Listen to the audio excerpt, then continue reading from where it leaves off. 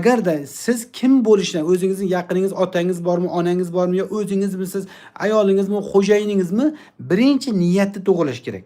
Niyatga qarab tana ishlaydi. Ya'ni siz niyatingizni qanaqa qo'ysangiz, miya xuddi shunaqa ishlaydi.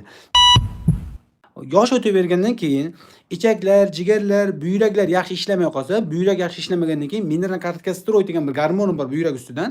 O'sha narsa ishlab chiqarmagandan keyin mana sochlar bo'shashib, sinuvchan bo'lib, egiluvchan ketib qoladi.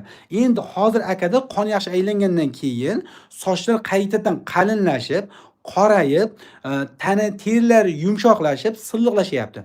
O'zgarish zo'r. Ya'ni biz lekin hech kimga miyani davolab beramiz demaganmiz. Ya'ni insult olganlar o'zi insult 6 yil bo'lgan. Biz faqat qilib beradigan narsa ichkaridagi davolash sistemini, ichki shifokorni uyg'otamiz, tanani to'g'rilab beramiz deganmiz. Oldingidan 70% o'zgardi, 70% to'g'rilandi. Yana savol qolajon. Oyoqlari ham mana oppoq bo'lgan. Oyoqlari qop-qora edi. Shoshmang. Ko'ring. O'zi soppa-sog' akam, sog'lom odamni olib kelib yurganda oxiri.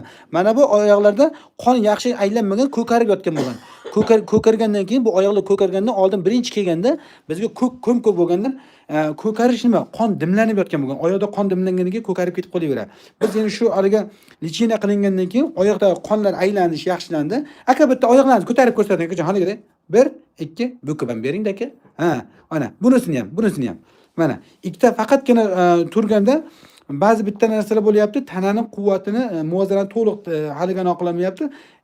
Sal ushlab turib yuralar. Agarda siz arzimagan bitta gapga, birovning qovog'iga, birovning qoshiga, yana birovning kiyimiga mazangiz qochib qolyapsa, unda bo'lmaydi. Shunday qilishimiz kerakki, odamlarda juda katta narsalarga ahamiyat berish kerak. Bu degani maqsadingizni qo'ying, xo'sh, nima ish qilishingizni qo'ying, shu dunyoda nima yaxshilik qilmoqchiligingizni qo'ying, ibodatni qanday qilmoqchiligingizni qo'ying, keyin oldinga qarab shunday yurish kerak. Inshaalloh Alloh taolo xayr qilsin.